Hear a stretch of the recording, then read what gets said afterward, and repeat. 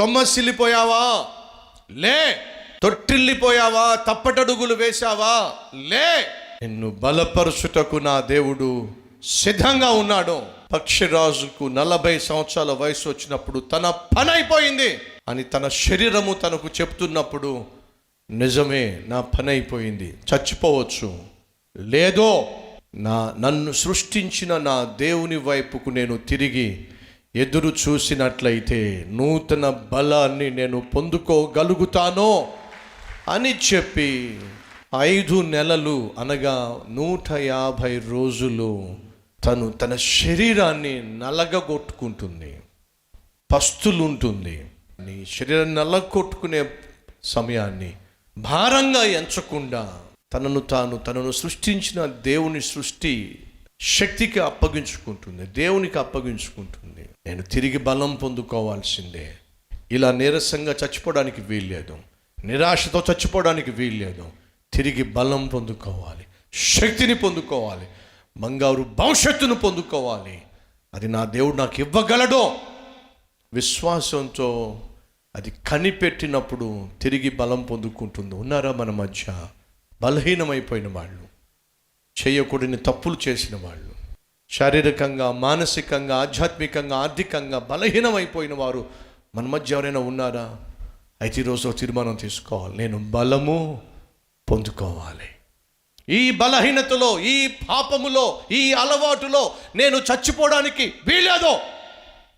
ఈ బలహీనత నుంచి, ఈ అలవాటు నుంచి, ఈ రుగ్మత నుంచి, ఈ నిస్సహాయ స్థితి నుండి నేను బయటపడి నూతనంగా బలపరచబడి బలము పొందుకొని నా ప్రభు నాకు ఇచ్చిన జీవితానికి తగినటువంటి రుణము నేను తీర్చుకోవాలి అని తీర్మానం తీసుకోగలిగితే ఎంత బాగుంటుంది.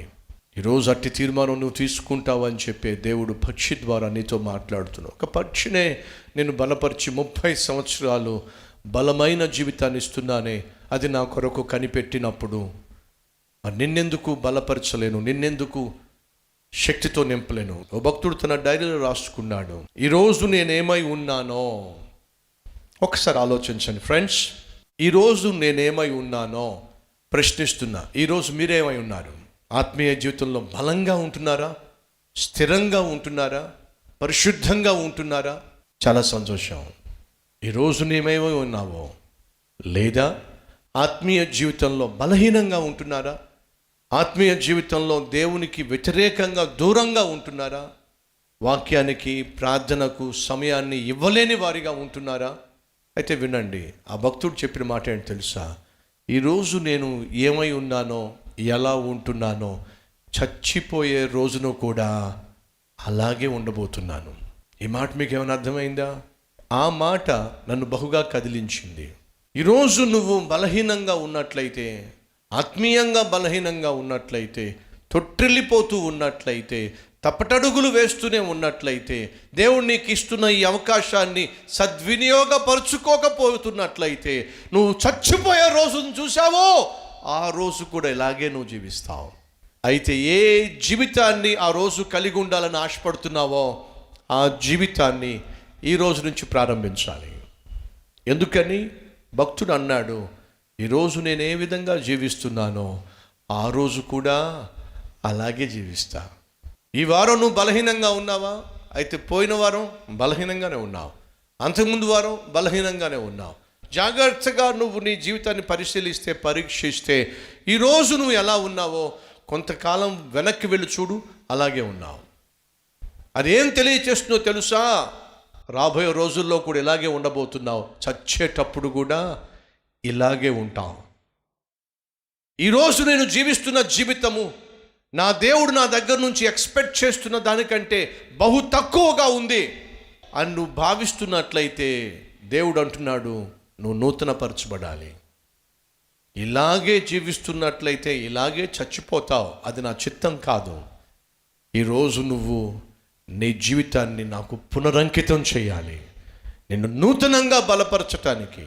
బాలురు సొమ్మసిల్లుదురు, యవనస్తులు తప్పక తొట్టిల్లుదురు, కానీ యెహోవా కొరకు ఎదురు చూచువారు నూతన బలము పొందుకుంటారు.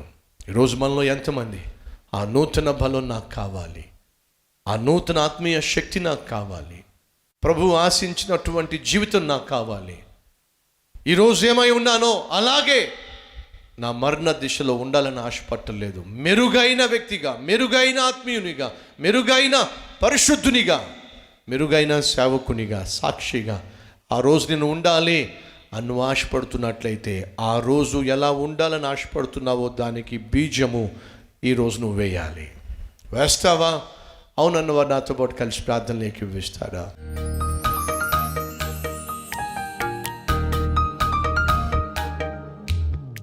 పరిశుద్ధుడవైన తండ్రి, పక్షి నేర్పిస్తుంది, యెహోవా కొరకు ఎదురు చూస్తే నూతన బలాన్ని మీరు పొందుకుంటారో. ఎంత సొమ్మసిల్లినా, ఎంత అలసిపోయినా, ఎంత తొట్టిల్లినా, ఎంత తప్పిపోయినా యెహోవా కొరకు ఎదురు చూస్తే నూతన బలాన్ని పొందుకుంటారో. నాయనా, తమ చేతిని నీకు చూపిస్తూ ఈ చెయ్యి పట్టుకో ప్రభువా, ఎన్నటికీ నీ చేతిలో నుండి జారిపోకుండా ఈ చేతిని, ఈ జీవితాన్ని గట్టిగా పట్టుకో నాయనా.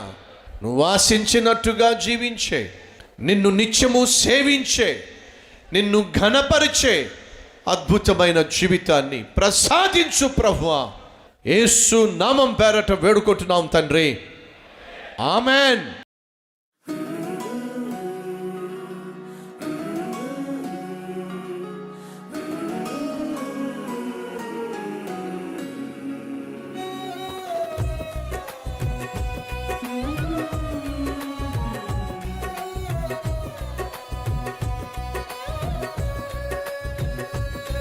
ఈ క్లుప్త సందేశం మీకు ఆశీర్వాదకరంగా ఉన్నట్లయితే లైక్ చేయండి, అలాగే 10 మందికి షేర్ చేయండి. అంతేకాదు ఒక చక్కని కామెంట్ పెట్టండి. అది నేను చదువుతాను, దేవుని మహిమపరుస్తాను. మళ్ళా కలుసుకుందాం. అంతవరకు సెలవు.